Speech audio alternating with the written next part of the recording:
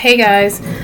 So, for the past 2 hours, I have been trying to make this video. Even though I probably will only get like 4 views, what I say on here and what I present matters to me because I like my vlog. I like vlogging and I like to go back and look at where I was at, where I progressed to, who I'm impacting, all these different things.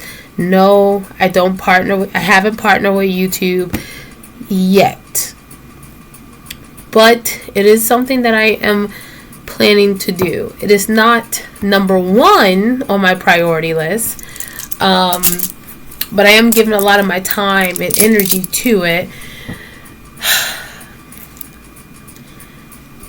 So anyway, okay, on my little webcam, I wanted to come to you and talk to you about my dilemma. It's not really a dilemma. It's just like my disposition. So like, I believe myself to be stereotypically black. When people see me, they see a black woman. And it makes me happy because I'm mostly genetically West African. So I look like how I present or what my makeup is. But what I don't like is when I talk about my indigenous ancestors and my Middle Eastern ancestors, my South Asian ancestors, people are like so confused. Like, how could you have this heritage? I think it's solely based on stereotype. People have this idea that individuals who are Middle Eastern or who are not West African look a certain way. So like my brother who looks more mixed race stereotypically, he doesn't get the same type of questions or pushback. He just talks about his heritage and people accept it. I think it's great. It's unfortunate that people are willing to accept the fact that he's West African, Native American, Middle Eastern, South Asian without any pushback. But when I speak on it, because I look more like my West African ancestors, rightfully so, okay, I'm more West African than anything.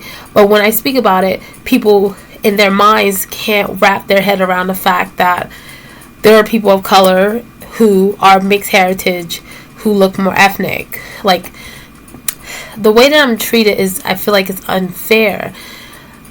I'm acknowledging my ancestors who love me equally. I'm acknowledging my ancestors who I have their blood, who have made sacrifices for their children, who are my grandparents and great-grandparents and parents.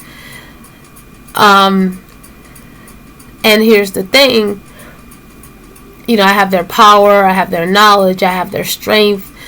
Me and my brother, we have the same mother and father. But the thing is, I am urged or pushed to not embrace those other aspects of myself. And so naturally, I have been more Afrocentric. I have embraced more of my African heritage. But recently, I've been dialing back from that and really embracing my native heritages and my Indian heritage because it's a part of who I am as well. And I don't like the fact that I've been pushed based off of stereotypes and how I look to just acknowledge certain parts of myself. While it's a big part of myself, it's not my only history, it's not my only story. Those people matter as well, and I'm pretty sure that they won't want me to acknowledge them.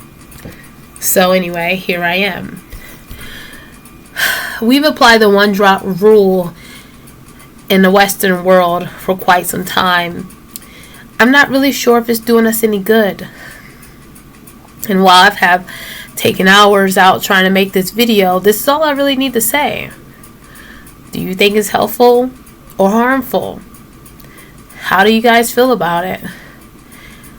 It seems like everything is superficial in the West.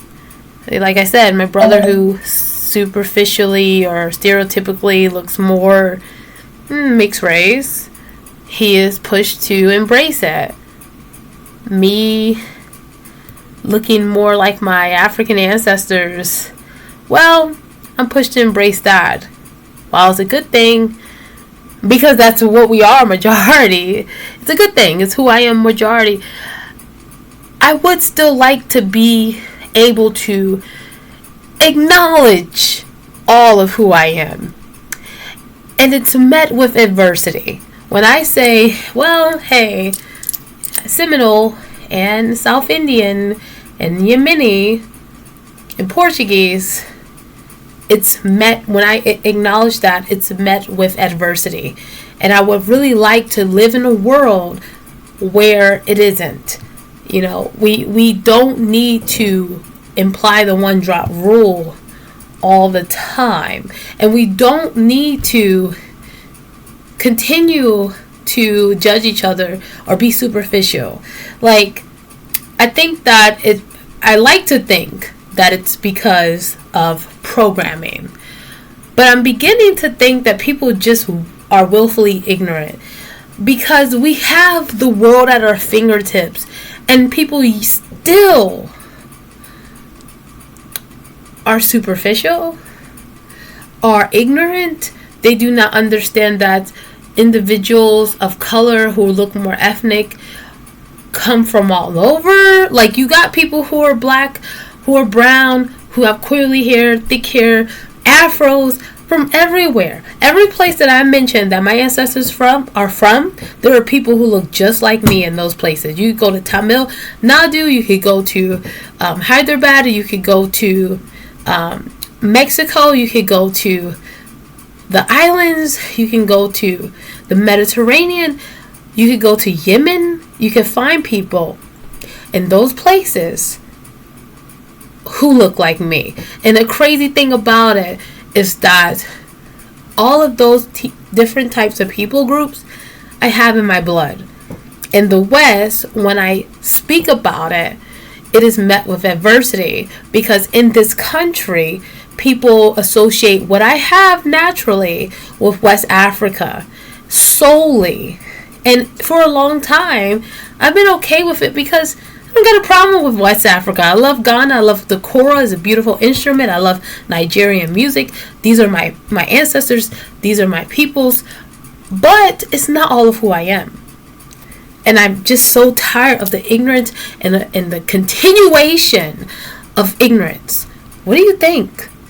Comment below.